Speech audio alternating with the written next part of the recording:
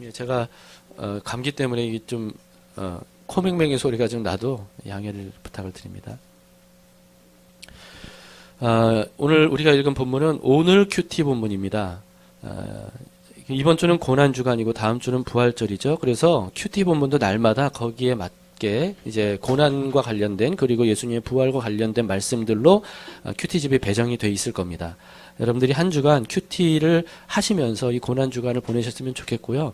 그래서 평소에 안 하시던 분들도 이번 한 주간은 예수님의 그 고난주간의 행적을 여러분들이 따라 보시면서 예수님과 함께 그 길을 걸어가는 그런 시간들을 가져보셨으면 좋겠습니다.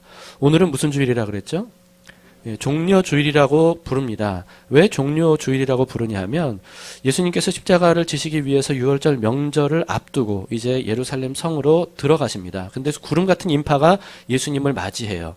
그런데 예수님을 맞이하면서 그냥 맞이한 게 아니라 찬송하면서 환호하면서 뭘 흔들었냐 하면 종려나무 가지를 흔들었어요. 종려나무 가지. 이 종려나무 가지가 어떤 거냐면 여러분 야자수 아시죠? 그러니까 야자수 잎이라고 생각하시면 됩니다. 크고 갈래가 아주 많이 갈라져 있는 그 잎사귀. 그거를 다 꺾어다가 준비했다가 예수님께서 예루살렘 성으로 들어가시는 그 길에 운집해 있는 사람들이 막 흔들면서 이제 찬양하는 그 날이 바로 예수님께서 부활하시기 전주 안식 후 첫날. 그러니까 무슨 날이에요? 일요일, 주일이죠. 그날이에요. 바로 오늘. 요일로 따지면. 그래서 오늘을 종려주일이라고 말합니다. 그 당시 상황은 이렇습니다. 최대 명절인 6월절을 맞이했어요. 이때는요, 전국 각지에 있는, 심지어는 해외에 있었던 그런 디아스포라 유대인들까지 다 예루살렘으로 모입니다. 왜냐하면 예루살렘에 성전이 있으니까. 그래서 다 모여요. 그러니까 이때쯤 되면 예루살렘은 뭐 엄청나게 많은 인파들이 모이는 거죠. 수많은 사람들이 모였을 때입니다. 근데 이번 6월절은 유대인들에게 이전의 어떤 6월절과는 굉장히 다른 6월절이었어요. 굉장히 마음에 들떠 있었습니다. 왜냐하면 드디어 그리스도가 이번 6월절에 예루살렘에 오신다. 이런 기대감이 있었던 거예요. 그리스도가 어떤 존재입니까? 이스라엘이 대대로 기다려왔던 메시아예요. 이 메시아를 이번 6월절에 예루살렘에서 만날 수 있다라고 하는 이런 소문이 파다하게 퍼진 거죠. 그래서 오매불망 기다려왔던 그 메시아를 만나기 위해 더 많은 사람들이 아마도 6월절에 이 예루살렘으로 운집해 있지 않았을까 생각이 됩니다. 여러분 이런 상황을 한번 생각해 이렇게 겪어보셨는지 모르겠어요. 저는 어릴 때 좀 이런 기억이 있습니다. 교회 안 다닐 때였어요. 몇 살 때인지는 잘 기억이 안 나요. 꽤 어릴 때였어요. 근데 저희 집안이 다 교회를 안 다니는데 어머니가 저를 아마 저 말고도 누나도 데리고 갔을 것 같아요. 동생도 아마 데리고 갔을 것 같고 다 데리고 갔겠죠 아마도. 어디로 데려가셨냐면 교회로 데리고 갔어요. 한 번도 교회를 안 다니시는 분이. 왜냐하면 유명한 분이 오셨거든요. 혹시 현신의 권사님이라고 얘기를 들어보셨나요? 옛날에 현신의 권사라는 분이 굉장히 유명했거든요. 왜냐하면 그분이 병을 엄청나게 많이 고쳤어요. 불치병 같은 것도 뭐 한번 짧게 이렇게 지나가면서 기도하는데도 다 막 고침받고 이런 일들이 많았거든요. 그러니까 이 소문을 저희 어머니도 들으신 거예요. 그러니까 이제 왜 교회로 데리고 가셨겠어요? 현신의 권사라고 하는 그 대단한 능력을 가진 분이 한번 내 자녀에게 터치해주면 뭔가 좀 복을 받을 수 있지 않을까. 건강하게 평생을 살 수 있지 않을까. 이런 마음으로 이제 데리고 가셨죠. 근데요, 꽤 오래 전인데도 제가 지금 그 분위기가 기억이 납니다. 엄청나게 많은 사람들이 모였었어요. 정말 사람들이 운집했다는 게 어떤 건지. 그분한테 기도 한번 받기 위해서요. 한번 이렇게 이러고 지나가는 거거든요. 근데 얼마나 사람들이 오랫동안 기다리고 거기에 줄을 서고 막 그랬는지 몰라요. 그게 기억이 납니다. 근데 여러분, 현신의 권사라고 하는 어떤 한 인간이 그런 능력을 가지고 그렇게 했을 때도 그 많은 사람들이 소문을 듣고 교회 안 다니던 사람들까지 소문 듣고 그렇게 갈 정도니 예수님께서 오매불망 유대인들이 기다렸던 드디어 수천 년간 기다려왔던 그리스도 그분이 오신다는 소문이 바닥에 퍼졌으니 이번 6월절이 이들에게 얼마나 들뜬 기대감 가득한 그런 6월절이었겠어요. 여러분이 그 상황을 한번 생각해 보시기 바랍니다. 특히나 이런 분위기를 더 고조시킨 사건이 바로 얼마 전에 있었어요. 그게 뭐냐 하면 예수님께서 죽은 지 자그마치 나흘이나 된, 4일이나 된, 그래서 부패가 시작돼서 썩은 냄새가 난 그런 시체 나사로를 말씀 한마디로 살리신 거예요. 이 사건이 바로 이번 6월절 바로 얼마 전에 일어난 일입니다. 그러니까 이 소문이 삽시간에 퍼져나간 거죠. 특히나 인구가 밀집되어 있었던 예루살렘, 수도 아닙니까? 예루살렘에 이 사실은 그대로 고스란히 전해졌어요. 왜냐하면 이 일이 어디에서 일어난 일이냐면 예루살렘에서 불과 얼마 떨어지지 않은 베단이라고 하는 예루살렘 옆에 있는 동네에서 일어난 일이거든요. 그러니까 이 소문을 들은 유대인들은요, 가슴이 막 뛴 거예요. 그리스도가 분명하다. 메시아가 분명하다. 이번 6월절에 이분이 드디어 공식적으로 예루살렘 성에 등장하신다. 이런 들뜬 마음이 있었던 거죠. 그러던 중에 어떤 사람들은요, 정보가 빠른 사람들이겠죠. 이미 예수님께서 이 6월절을 맞이하기 위해 나사로 집 베다니에 오셨다는 소문을 들은 겁니다. 그래서 사람들이 베다니로 또 몰려갔어요. 그래서 예수님께서 예루살렘 성으로 올라가시기 전부터 벌써 베다니에서는 수많은 사람들이 운집해서 예수님과 함께 있었던 겁니다. 바글바글했어요. 그리고 예수님뿐만 아니고 예수님이 살렸다는 그 나사로에게도 사람들이 굉장히 많은 관심을 보이게 됩니다. 그리고 얼마나 많이 물어봤겠어요. 뭐 죽었을 때 느낌이 어땠냐, 뭐 다시 살아났을 때 느낌이 어땠냐, 뭐 죽었는데 예수님께서 뭐라고 하셨는지 그게 들렸냐, 뭐 이런 갖가지 질문들. 그래서 아마 그 베다니의 나사로 집이 굉장히 아마 좀 떠들썩했을 겁니다. 이런 분위기였기 때문에 예루살렘에 모인 수많은 유대인들은 베다니에서 예루살렘으로 오실 예수님을 기다리면서 환호하기 위한 만반의 준비를 했습니다. 그게 뭐냐면 이제 특히나 종려나무 가지를 이제 준비한 거죠. 각각 수많은 사람들이 그런 종려나무 가지를 꺾으니 아마 나무가 남아나지 않았을까 하는 생각이 드는데, 이 종려나무 가지를 왜 꺾었냐면요, 저는 이런 것 같아요. 말하자면 오늘날의 현수막, 피켓, 누군가를 환영하고 대대적으로 그분을 환호할 때, 연호할 때 그때 현수막 걸잖아요. 피켓 막 들잖아요. 그런 것처럼 종려나무 가지가 그런 역할을 했던 것 같습니다. 드디어 예수님께서 스가랴 선지자의 예언대로 새끼 나귀를 타고 이제 예루살렘 성을 향해 나귀를 탄 채로 올라가는 거예요. 구름같이 모여든 사람들이 예수님을 환호하죠. 대대적으로 환영합니다. 그러면서 찬양하는데 뭐라고 찬양했냐 하면 오늘 13절에 보시면 종려나무 가지를 가지고 맞으러 나가 외치되, 다 같이 읽어보세요. 시작. 호산나 찬송하리로다. 주의 이름으로 오시는 이 곧 이스라엘의 왕이시여 하더라. 뭐라고 외쳤습니까? 호산나라고 외쳤어요. 호산나. 호산나가 익숙하지만 무슨 뜻인지 아십니까? 호산나는 우리를 구원하소서 이런 뜻이에요. 이건 이때만 말한 게 아니고요. 구약 시절부터 유대인들이 특히 이제 명절 때 하나님에 대한 기도 외침이라 그럴까요? 아니면 구호랄까요? 그런 것처럼 호산나 호산나 그렇게 외쳤던 그런 외침입니다. 이것을 이제 하나님께 외쳤던 그 외침을 예수님에게 외치는 거예요. 호산나. 그러니까 이들은요, 지금 호산나라고 외친 것을 통해서 뭘 우리가 알 수 있냐면, 이들은 자그마치 나사로 죽은 사람까지도 생명을 주며 살린 예수라면 그분은 단순한 어떤 마법사가 아니라 어떤 초월적인 능력을 가진 한 인간에 불과한 존재가 아니라 구원자 메시아다 라고 믿는 여론이 형성이 되었다는 거예요. 더구나 이들은 예수님을 향해서 뭐라고 외쳤냐면 이스라엘의 왕이시여 이렇게 외쳤어요. 이스라엘의 왕이시여. 근데 그 당시가 어떤 상황인지 여러분 생각해 보세요. 그 당시는 로마의 식민지였던 상황입니다. 로마 속국으로 있었던 상황이에요. 총독도 그래서 로마 총독이 이스라엘을 막 이렇게 다스리고 있었죠. 그런데 이스라엘 수도인 예루살렘에서 대규모로 사람들이 거기서 모여서 다름 아닌 예수님에게 이스라엘의 왕을 연호하며 외쳤다는 것은 로마 당국 입장에서 볼 때는 이거는 어떤 반역적인 도발이 될 수 있는 거죠. 굉장히 위험한 상황인 겁니다. 정치적으로 보면.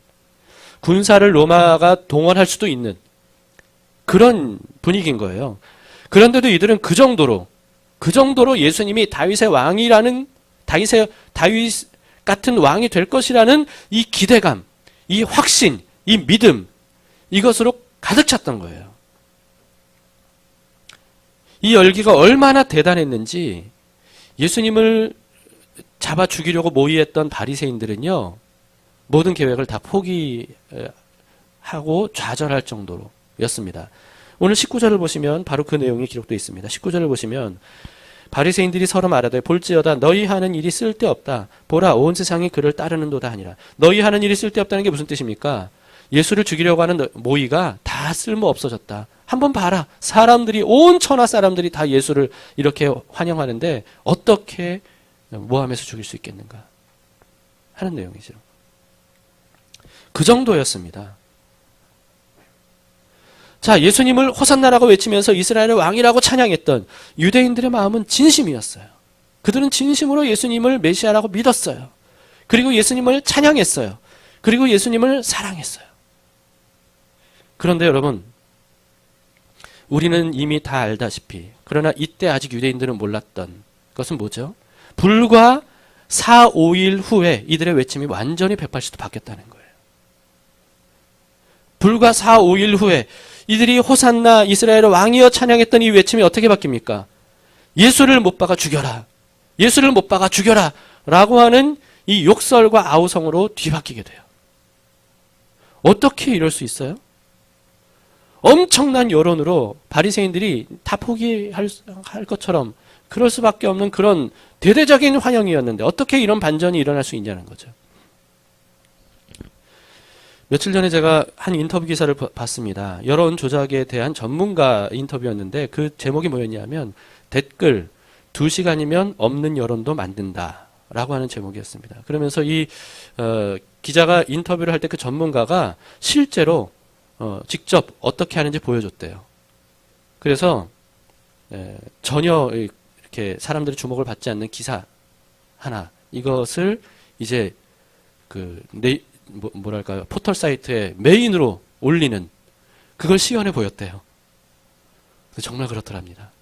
없었던 여론도 만든대요. 제가 이런 기사를 쭉 읽으면서 와, 진짜 말로만 듣던 댓글 부대, 그래서 그렇게 기를 쓰고 댓글 부대를 만드는 거구나. 댓글 전쟁이구나. 이런 생각이 들고요. 마음만 먹으면 얼마든지 여론을 조작할 수 있다는 거예요. 이게 바로 우리 세상입니다. 그러니까 여러분, 인터넷을 통해서 여러분들이 어떤 보면서 분별하셔야 됩니다. 정말 조심하셔야 돼요. 사실이 아닌 게 사실로 둔갑해 버릴 수도 있고요. 알려져야 될 것들이 묻힐 수도 있고, 이게 바로 여론입니다. 그런데 예수님 당시에도 그랬어요. 예수님 당시에 이와 같은 예수님을 호산나라고 이스라엘 왕이라고 외쳤던 압도적인 여론이 어떻게 바뀌었냐 하면 바리새인들을 비롯한 유대교 지도자들이 돈으로 매수한 사람들을 통해 바꾼 거예요. 그 당시에는 전 세계, 전국 각지에 있었던, 그리고 해외에 있었던 유대인들까지 이 6월절에 다 예루살렘으로 모였다 그랬잖아요. 입소문이 엄청나게 무서운 겁니다. 돈으로 매수한 사람들로 인해 예수에 대한 여론을 완전히 바꿔버렸어요. 여러분, 이걸 보면서 인간의 이 어리석음과 나약함, 이걸 느낄 수 있어야 됩니다. 예나 지금이나 얼마나 쉽게 휩쓸리는지 몰라요. 얼마나 쉽게 휩쓸리는지 몰라요. 스프링벅이라고 하는 그 사냥, 통통 뛰는 사냥처럼 누구 한 마리가 뛰기 시작하면 다 뛴다는 거잖아요. 그러다가 무리지어서 왜 뛰는지도 모르고 어디로 뛰는지도 모르고 막 뛰다가 그러다가 절벽이 있으면 멈출 수가 없는 거예요. 왜? 이미 수많은 무리들이 막 뛰고 있으니까 뒤에서 미는 거죠. 앞에서 멈춰도요, 밀려서 낭떠러지 다 떨어지는 거예요. 그게 스프링벅만의 이야기겠습니까? 인간들도 그런 것 같아요. 왜 뛰는지 몰라요. 단지 다 뛰니까. 그게 뭔지 몰라요. 단지 다들 그렇게 얘기하니까. 그게 옳다. 나도 그래야 된다.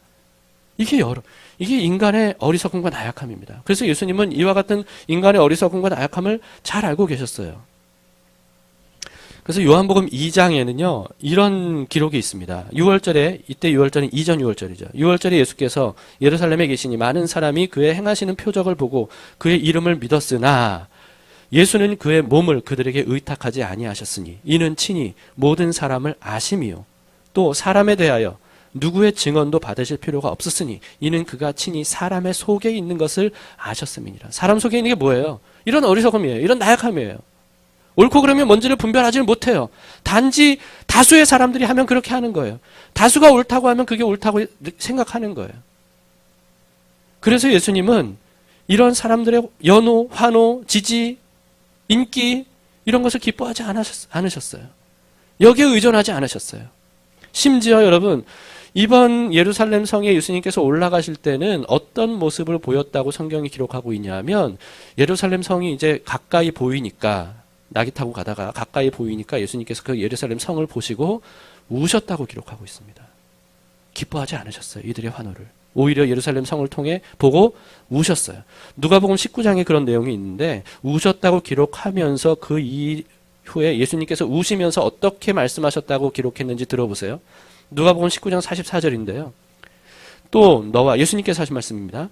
또 너와 및 그 가운데 있는 너의 자식들을 땅에 메어치며 돌 하나도 돌 위에 남기지 아니하리니 이는 네가 보살핌 받는 날을 알지 못함을 인함이니라. 이게 무슨 뜻인지 아시겠습니까?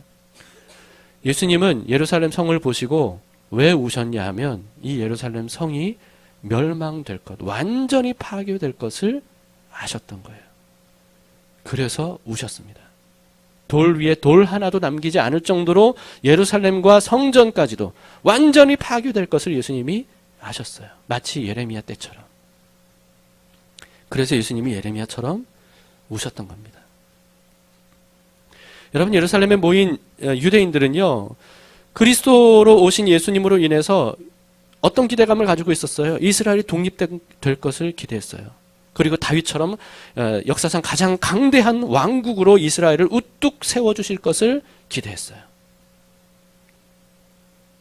그러나 오히려 예수님은 이들의 죄 때문에 예루살렘이 완전히 파괴될 것을 아셨습니다. 이 말씀대로 예수님 이후 30여 년 후에 AD 70년에 로마 티투스 장군 후에 황제가 된 이 사람으로 인해 예루살렘이 완전히 쑥대밭이 되어버립니다. 예수님 말씀처럼 돌 위에 돌 하나도 남지 않을 정도로 뼈아픈 역사가 예레미야 시대처럼 다시 반복이 되는 이 비극을 맞이하게 돼요. 여러분이 뭐가 문제입니까? 뭐가 문제예요? 이들은 기대감으로 가득 찼어요. 예수님을 향해 함성을 외쳤어요. 찬양했어요. 근데 며칠 만에 예수님을 죽이라고 외쳤어요. 욕설을 퍼부었어요. 분노의 아우성으로 바뀌었어요. 도대체 왜 이렇게 된 겁니까? 이들은 이스라엘의 회복과 예루살렘의 번영을 기대했어요. 그런데 오히려 왜 멸망을 당하게 됩니까? 뭐가 문제죠? 이들의 잘못된 믿음이 문제였습니다. 이들의 잘못된 믿음이 문제였어요. 이들은요, 메시아에 대해서 자신들이 원하는 대로 해석했어요. 원하는 대로 메시아에 대해 기대했어요. 그리고 자신들이 원하는 대로 메시아가 해줄 것이라고 바랬어요. 예언된 성경에 하나님께서 그리스도에 대해 예언하신 말씀하신 것에 대한 하나님의 본래 계획과 뜻이 뭔지에 대해서는 무지했어요. 무지했을 뿐만 아니라 알려고도 하지 않았어요. 메시아가 어떤 존재고 어떻게 구원하고 누구를 구원하려고 하는지 어떤 방법으로 구원하려고 하시는지 여기에 대해 성경 구약에서는 가감없이 숨김없이 다 말씀해 주셨어요. 그런데 이들은 그것을 읽었어요. 외웠어요. 심지어 달달달달 암송할 정도였어요. 그런데도 불구하고 전혀 몰랐어요. 이들은 메시아에 대해 자기들이 믿고 싶은 대로 믿었던 거예요. 성경이 뭐라고 기록했든 하나님이 뭐라고 말씀하셨든 이게 문제인 겁니다. 믿기는 믿어요. 그리고 그 믿음은 진심이었어요. 이들이 예수님에게 열광하면서 열정적으로 찬양했던 마음도 진심이었어요. 호산나 이스라엘의 왕이여 라고 했던 마음도 믿음도 진심이었어요. 그리고 그들의 그 외침은 사실이었습니다. 예수님은 호산나로 오신 분이에요. 구원하기 위해 오신 분이에요. 이스라엘의 왕으로 오신 분이에요. 그러나 이들은 그렇게 찬양하고 외치면서 예수님에 대해 딴 생각을 가지고 있었던 거예요. 메시아에 대해 딴 기대를 가지고 있었던 거예요. 이들이 예수님에게 열광했던 이유가 뭡니까? 드디어 메시아가 오시면 오멸불망 우리가 조상 때부터 기다려왔던 소원을 다 들어주실 거다. 그 첫 번째 소원은 뭐예요? 이스라엘의 독립, 이스라엘 국가의 독립, 그리고 건설, 그리고 강대국이 되는 것, 그리고 여호와 하나님의 나라, 유일한 여호와 하나님 나라 이스라엘을 통해서 만방의 그 권세를 떨치는 것, 그로 인해서 잘 먹고 잘 사는 나라가 되고 자유를 누리고 더 좋은 옷을 입고 더 좋은 집에서 더 좋은 음식을 먹으면서, 그러면서 이건 이제 요즘에 우리가 원하는 거지만 일은 덜 하면서 월급은 더 많이 받고 휴가는 더 길게 가면서, 그러면서 세금은 덜 내고, 그러면서 수준 높은 복지 정책을 우리가 원하고, 우리가 원하잖아요. 저도 원해요. 그러면서 감히 어떤 나라도 넘볼 수 없는 강대국이 되는 것. 여러분, 근데 이런 기대를 가지고 예수님에게 환호하고 연호했던 사람들이 왜 완전히 180도 바뀌었습니까? 예수님이 자신들의 기대와 소원대로 움직여주지 않으니까 그런 거예요. 이분이라면 로마 정부를 완전히 전복시키고 수많은 지지자들과 함께 힘을 합쳐서 이스라엘의 독립을 이뤄야 되는데, 죽은 사람까지 살리고 엄청나게 많은 사람들을 빵 조각과 물고기 몇 마리로 다 먹일 수 있었던 그런 능력의 사람이 그냥 체포되어서 매맞고 십자가에 매달리는 이런 모습을 보면서 이들은 분노했던 거예요. 이들 나름대로는 이유가 있었어요. 배신감을 느낀 거죠. 근데 그 배신감은 어떤 배신감이에요? 메시아가 우리 원하는 대로 안 해준다는 거예요. 못 해준다는 거예요. 여기에 대한 배신감이었어요. 이들은 예수님이 자신들의 기대와 소원대로 움직여주질 않자 마치 황금알을 낳는 거위를 죽이듯이 예수님을 죽였어요. 뭐 때문에 죽인 거예요? 사실은 자신들의 욕망 때문에 죽인 거예요. 여러분, 오늘날에도 마찬가지입니다. 많은 그리스도인들이 열렬하게 찬양해요. 열렬하게 기도해요. 눈물 흘리는 신앙 고백을 해요. 예수님께 사랑한다고 말해요.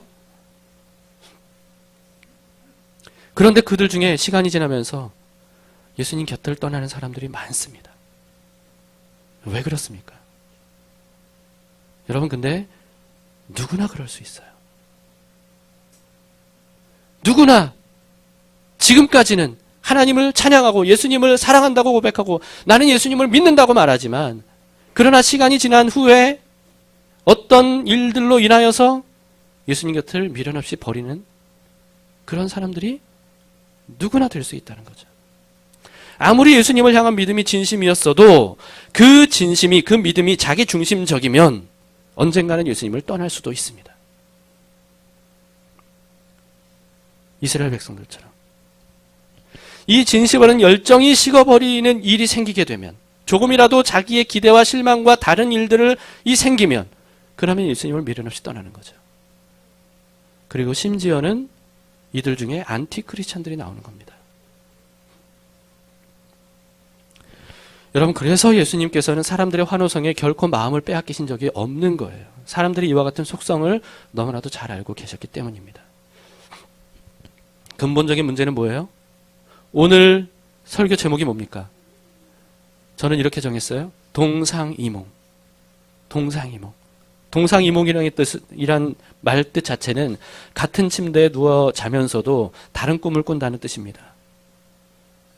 이게 무슨 의미죠? 겉으로 보기에는 다 같아 보여도 속 마음은 서로 다르다는 뜻이에요. 동상이몽. 예수님은 어떤 마음이었어요? 지금 이 자리에 함께, 이 자리가 아니라 이제 그때 이제 그 예루살렘 성으로 입성하는 그 자리에 수많은 무리들과 함께 계셨던 예수님의 마음은 어떤 거였습니까? 왜 예루살렘 성에 들어가시는 거죠? 죽으러 들어가시는 거예요. 유월절 명절을 맞이해서 자신이 유월절 어린 양으로 이스라엘 모든 사람들뿐만 아니라 전 세계 모든 전 인류의 죄를 짊어지고 대신 죽어주시기 위해서 예수님께서는 지금 그 길을 올라가고 계시는 겁니다. 그런데 이들에게 환호했던, 예수님과 함께 있었던 이들에게 환호했던 유대인들은 예수님과 전혀 다른 생각을 품고 있었어요. 이들은 예수님이 왕의 의복을 입기를 바랬습니다. 왕의 권좌에 높이 우뚝 앉기를 원했어요. 어느 누구도 범접할 수 없는 강대한 힘을 가지고 지지자들, 지금 예루살렘에 운집해 있는 수많은 지지자들, 압도적인 지지자들을 통해 군사적인 힘을 일으키고 그렇게 해서 이스라엘만의 왕이 되기를 원했어요. 동상이몽이에요. 예수님께서는 죄로 인해 멸망당할 수밖에 없는 예루살렘을 보고 우셨는데 이들은 어떤 마음이었습니까? 즐거움, 기대감으로 가득 찼어요. 동상이몽이에요. 예수님은 온 인류의 구원을 위해 희생할 생각을 하고 계셨는데 이들은 이스라엘 민족만의 영화와 번영을 세상의 만방에 자랑하고 그들을 압제할 이런 생각으로만 부풀어 올랐어요. 원수를 갚으리라. 우리를 압제했던 강대국들이여 조금만 기다려라. 이제 그리스도께서 역전시킬 날이 올 것이고 우리는 원수를 갚을 것이다. 라고 하는 이런 생각밖에 없는 거예요. 이것은 예수님의 측근, 제자들도 마찬가지였습니다. 성경을 통해 우리가 알 수 있는 건 뭡니까? 예수님의 측근들, 최측근들, 제자들조차도 예수님께서 왕좌에 앉기만을 바랬어요. 그리고 예수님께서 왕좌에 앉으면 내가 영의정, 너는 좌의정해, 넌 우회. 그러면서 자기들끼리 높은 자리만, 그 자리 다툼이 생겼죠. 심지어는 엄마까지 동원했어요. 그래서 예수님에게 청탁하는 거죠. 제 아들을 당신께서 왕좌에 오르실 때 하나는 좌편에 하나는 우편에 앉혀주세요. 치맛바람이 이 고대에도 있었던 거예요. 이들은 그러면서도 예수님에게 호언장담했어요. 예수님을 위해서라면 목숨을 아끼지 않겠습니다. 목숨을 아끼지 않겠습니다. 예수님이 잡히시던 날 밤에 베드로를 비롯해서 모든 제자들이 경쟁하듯이 예수님에게 그렇게 아부했어요. 그런데 자신들의 기대와 다르게 상황이 흘러가니까 어떻게 했죠? 이들은 다 예수님을 배반했어요. 예수님을 버렸어요. 하나같이 모두가 다 예수님과는 다른 생각을 품고 있었던 거예요. 측근들부터 시작해서 온 무리의 군중들까지. 예수님은 제자들에게 자신이 죽게 될 것이라고 십자가에 대한 말씀을 수차례 하셨어요. 그런데 이들은 그것을 들으면서도 그리고 예수님을 믿는다고 하면서도 정작 가장 중요한 예수님의 죽음에 대한 계획은 믿지 않았어요. 귀담아 듣지 않았어요. 그래서 실제로 그런 일이 일어났을 때 마치 일어나서는 안 되는 일들이 일어나는 것처럼 제자들이 반응했어요.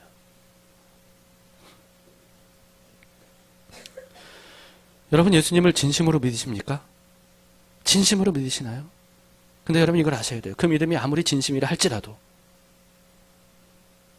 예수님과 다른 생각을 품은 믿음이라면 예수님과 다른 생각을 품은 믿음이라면 언젠가는 예수님을 버릴 수도 있다는 것을 아셔야 됩니다.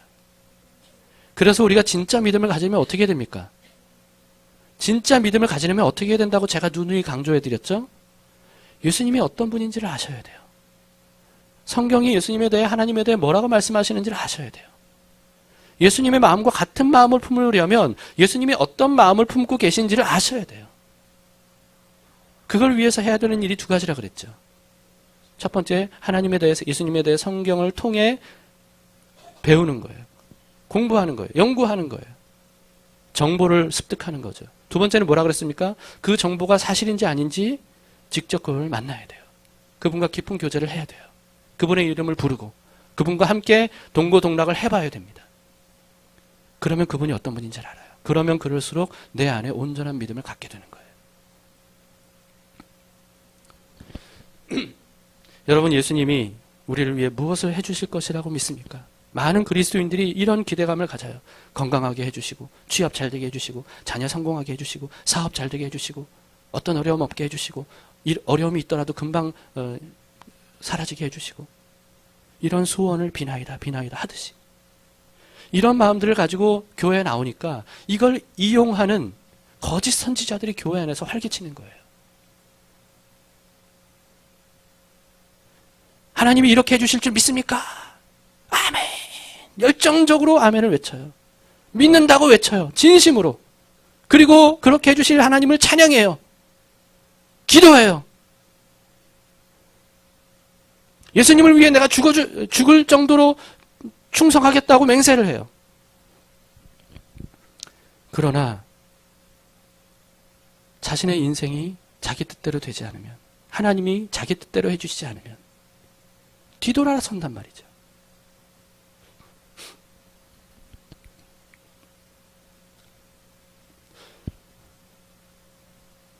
여러분, 우리에게는 예수님이 선한 목자라고 하는 사실을 믿는 믿음이 필요합니다.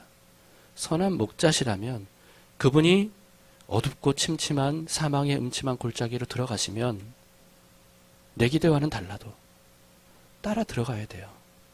그게 가장 안전한 길이에요. 눈에 보이기에는 가장 안전하게 안 보이죠. 그러나 예수님이 그 길로 가셨다면 그 길을 따라가는 것이 가장 안전한 길이에요. 저는 그렇게 믿습니다. 그게 성경에서 말하는 요구하는 믿음이에요. 물론 그 믿음이 몇 %냐의 문제가 있긴 하겠지만, 여러분, 하나님께서는 성경을 통해 수없이 많은 말씀들을 숨김없이 다 말씀해 주셨어요. 미리 다 알려주셨어요. 그런데 사람들은 읽으면서도 듣고 싶은 대로만 듣고 믿고 싶은 대로 믿고 자기 마음대로 말씀을 해석하는 문제가 있어요. 그러다 보니까 예수님과 전혀 다른 생각을 품고 사는 거예요.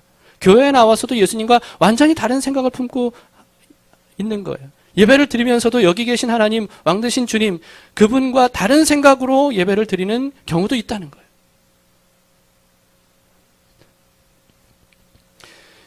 예수님께서 예루살렘 성으로 들어가시기 전에 죽은 지 사흘 된 나사로를 살리셨죠. 그러면서 예수님 말씀하셨습니다. 그때 나는 부활이요 생명이다 말씀하셨습니다.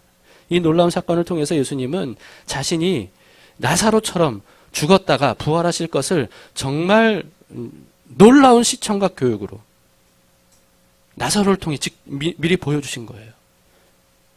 나사로를 살릴 뿐만 아니라 내가 이렇게 죽었다가 살을 것이다 라고 하는 예수님의 부활을 예고하신 아주 중요한 사건이죠. 그래서 이 사건이 바로 6월 그 부활절 직전에 주님께서 행하신 겁니다. 근데 나사로 사건을 보고 들은 사람들의 생각은 예수님의 의도와는 완전히 달랐어요. 이들은 죽은 자도 살리는 능력이라면 드디어 우리의 소원을 들어줄 수 있는 분이다, 이렇게 생각했던 거죠. 이후에 6월절 6일 전에 예수님께서 나사로의 집에 다시 가셨습니다. 그때 엄청난 무리들이 모였죠. 정말 들뜬 분위기였을 겁니다. 근데 그 들뜬 분위기에 찬물을 끼얹는 사람이 있었어요. 나사로의 누이 마리아입니다. 이 마리아가 지극히 비싼 향유를 가지고 예수님의 발에 붓는 거예요. 이 향유가 말하자면 1년치 노동자 연봉 정도래요. 1년치 연봉. 뭐 지금으로 따지면 수천만 원 되는 거겠죠. 이거를 그냥 발에 붓는 거예요. 그리고 자기 머리털로 예수님의 발을 닦아드리는 거예요. 이게 거기 모여 있었던 사람들에게 충격이었습니다. 그래서 많은 사람들이 막 비난을 했어요. 뭐라고 비난했냐면 이 비싼 향유를 발 닦는 용도로 쓴다고 막 비난을 했어요. 모든 이목이 마리아와 예수님에게 집중됐을 때 예수님께서 그때 이렇게 말씀하셨습니다. 요한복음 12장 7절에 보시면 예수께서 이르시되 그를 가만두어 나의 장례할 날을 위하여 그것을 간직하게 하라. 뭐라고 말씀하셨습니까? 나의 장례할 날. 예수님이 곧 죽을 거라는 거예요. 알려주신 거예요. 지금 예루살렘으로 들어가시는 것도 죽기 위해, 장례를 위해 들어가신다는 사실을 숨김없이 알려주셨어요. 그러나 예수님 말씀을 믿고 귀담아 듣는 사람은 없었습니다. 오직 한 사람, 멸시받는 여인 마리아, 이 한 사람만이 예수님의 죽음에 동참했어요.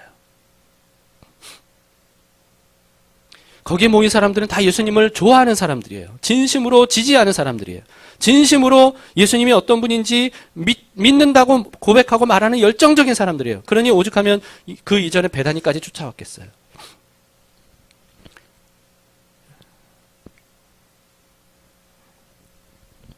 여러분, 예수님은 우리에게도 그 위에 이렇게 말씀합니다. 나를 따르기를 원한다면 자기를 부인해야 된다. 자기 십자가를 져야 된다. 그래야 내 뒤를 따를 수 있다.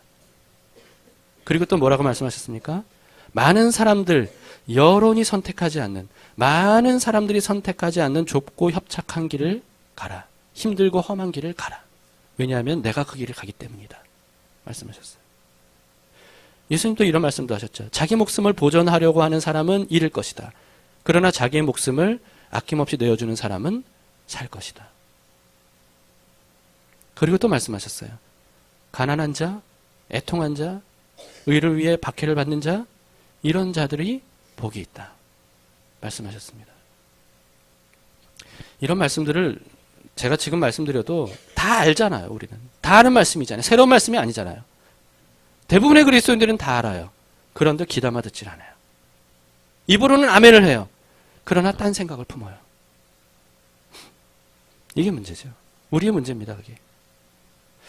예수님께서 그래서 한탄하셨어요. 누가복음 7장 31, 32절에 몇 주 전에도 제가 소개해드린 것 같은데 또 이르시되 이 세대의 사람을 무엇으로 비유할까? 무엇과 같은가? 비유하건대 아이들이 장터에 앉아 서로 불러 이르되 우리가 너희를 향하여 피리를 불어도 너희가 춤추지 않고 우리가 곡하여도 너희가 울지 아니하였다 함과 같도다.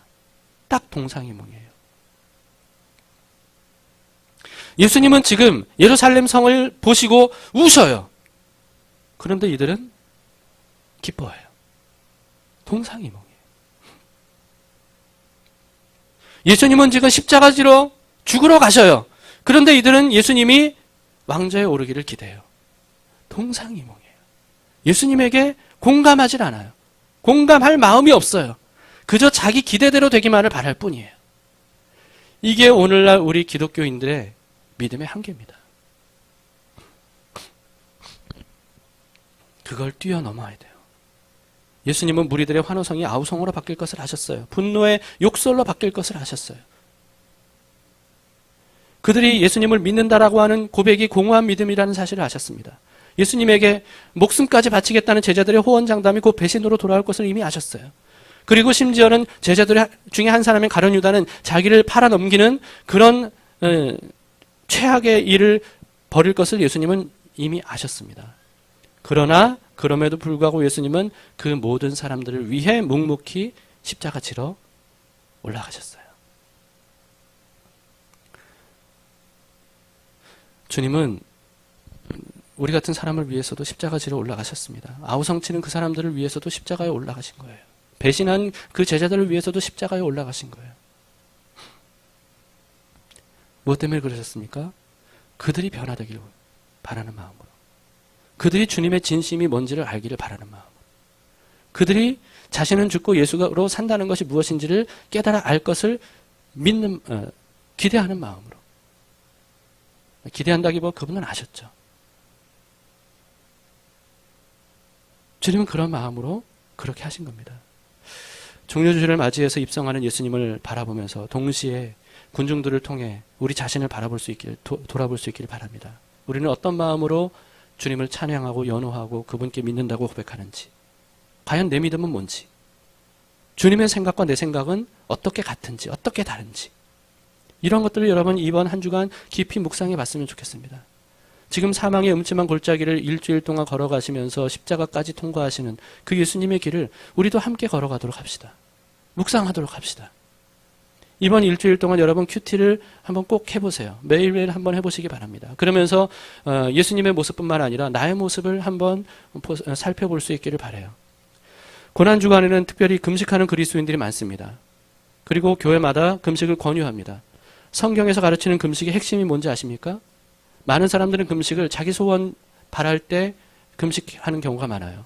그러나 성경에서 말하는 금식의 핵심은 죄에 대하여 슬퍼하고 회개하는 것입니다.